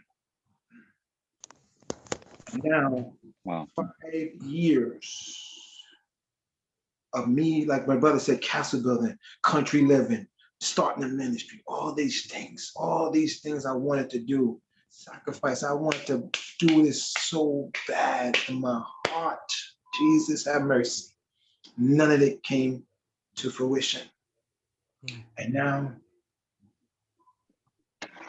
I have more peace now, knowing what I've been through. That's why I said self-evaluation, brothers. Just because they look and sound, the sound bites sound good, it sounds delicious, but Jesus the Holy Spirit has to tell you that's the one. I don't know what I heard that day, because I waited 8 years. 8 years to ask God the best me so right. And don't make a mistake. If the Holy Spirit is not leading you, don't go for it just because everybody else says she is the one for you. You gotta ask God this way. You don't want to be in a relationship where you're not growing. It's toxic. Right. And I thank God I had to go to counseling and everything to get my mind back. We're more cordial now and everything like that, but we have both agreed we have to separate us to get to heaven. So I'm applauding, that's my plea to you. Make sure God is leading you. And like all of us are saying, you do self-evaluation, take time alone with Jesus. And if Jesus' point not went out to you, do the right ways to go do it. Just don't jump into it just because she can read Ellen White back and forth, or she can plant a vegetable garden and blink in her eye, or you only seeing her ankles and you're turned on by that. We have to be real with this because your mental health, your physical health, and your spiritual health is involved with this. Right. That's my closing thoughts. And there is, oh, sorry. No, Harrison, you next, my Oh, friend. thank you. There is a quote that says in the Ministry of Healing that the gospel is a wonderful simplifier of life's problems. Okay, if we follow the gospel as we should, all this stuff, all these questions, all these, all these bad things that we live on, or bad experiences will not happen, because we are following the Lamb, as Brother Carlton said, and so we will not be, like that anxiety, all that stress that we bring to our minds, trying to figure out how to do these things, to do that, to get this person, because the gospel is the higher and the wonderful simplifier of life's problems. So get attached to the gospel, get attached to the Lamb, get attached to God. That's my last stop. Gotcha. Closing thoughts? Yeah, I have two verses I want to share. I don't remember where the other one is, but it's a very well-known verse. I think it's in Isaiah, where he says, I will keep him in perfect peace, whose mind is stayed on thee. Right? Amen. That's something that we have to remember as guys. And the second verse I want to share is Psalms 139, 23 and 24, where he says, search me, O God, and know my heart. Try me and know my anxieties, and see if there are any wicked way in me, and lead me in the way of everlasting. Come on.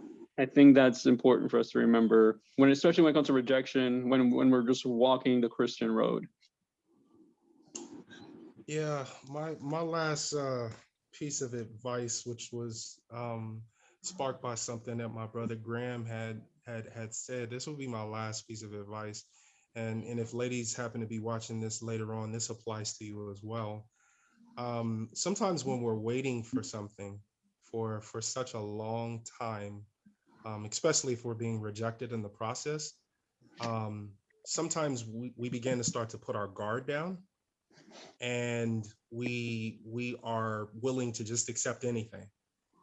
And because, especially if we've been waiting for a while. And so my advice is, if you've been rejected, or let's say you've been waiting for a while, my advice is please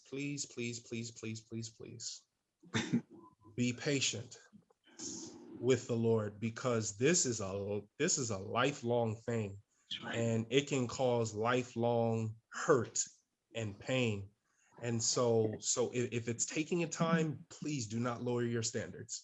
Amen. Yes. Keep waiting on God to bring you the right person, because I've seen that Amen. happen before, to where a person's been waiting a while, and then a worldly guy comes and they show some attention to the Christian girl, and then she said, well, I've been waiting, so this is the only guy that's showing me attention. And the same for guys as well.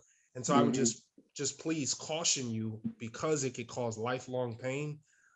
Be patient, and don't lower your standards just because it hasn't come in the time that you have wanted for it to. Matthew 6:33. Seek ye first the kingdom of God. Amen. Yeah, Definitely. And I think what I would say in the end, being holistic about all the different types of rejection that we've talked about, not just romantic relationships, but all the other different parts of life, a lot of it comes back to the real simple answer. I think to a lot of this is, go and have a conversation with a person and see if you can get to the heart of the matter. And if conversations are a difficult thing, there's a lot of resources out there, books on how to learn how to have conversations, whether it's difficult conversations or easy conversations, how to be a good conversationalist, how to deal with conflict. There's counseling out there too to help you work through like real difficult stuff too. So I would say a lot of life really, I mean, it's so cliche, right? You hear stuff, relationship seminars, and everybody's like, it's all about communication. Well, it's cliche because it's true. And you know, whether it's professional work or family or romantic or whatever it is, so much of life comes down to communicating and really pursuing understanding, I think. And then, you know, once you have that, you can move forward in a lot of different ways. So what we have here, if you guys want to share any contact information, if people want to get in touch with you later, like you can hit me up on Instagram at Pondering Fox. Anybody else have any other ways you want to say so that people can get in touch with you later if they have any questions?